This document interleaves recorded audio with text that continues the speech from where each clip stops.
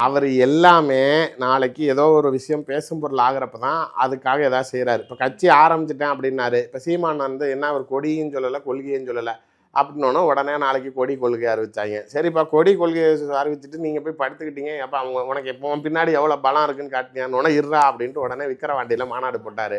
அதில் மாநாட்டில் 13 பேர் செத்து போயிடுறான். எவனுக்கும் குடிக்க தண்ணி கொடுக்கல, கழிப்பறை இல்லை, வசதிகள் இல்லை. இவர் திரைப்பட டைலாக் மாதிரி பேசினார். நிறையா டைலாக் மறந்துட்டார். நாளைக்கு ஃப்ளோ விட்டு போச்சு. அதனால் சில விமர்சனங்கள் வந்தோன்னே உடனே மதுரையில் ஒரு மாநாடு.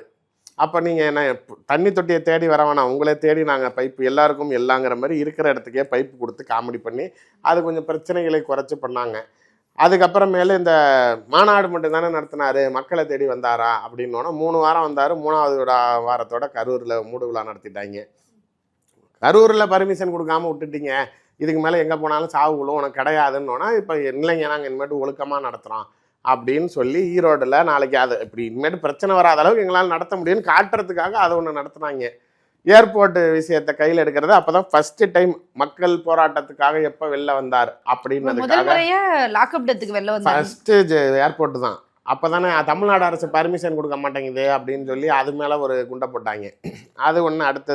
அடுத்தது இந்த டிஎம்கேவை கிரிட்டிசைஸ் பண்ணுறதுக்காக லாக்அப் டெத் எடுத்தாங்க. இவ்வளோ தான். இந்த மக்கள் பிரச்சனைக்காக வந்தாரா அப்படின்னு இப்போ இந்த பேட்டிக்கு கொடுக்குறாரா, பத்திரிகையாளரை சந்திச்சாரான்னு கேட்டோன்னா உடனே என்டிடிவியை கூப்பிட்டு வச்சு ஒரு விமர்சனங்கள் வரும்போது அது நாளைக்கு ரொம்ப கடுமையாக இருக்குதுன்னு அதை பேலன்ஸ் பண்ணுறதுக்கு ஏதோ ஒன்று செய்கிறாரே தவிர இது எல்லாமே நான் தான் சொல்கிறேன்ல, திமுக எதிர்ப்புங்கிறத மட்டுமே முழு மனதோடு எல்லா மேடைகள்லையும் கொண்டுட்டு போகிறாரு.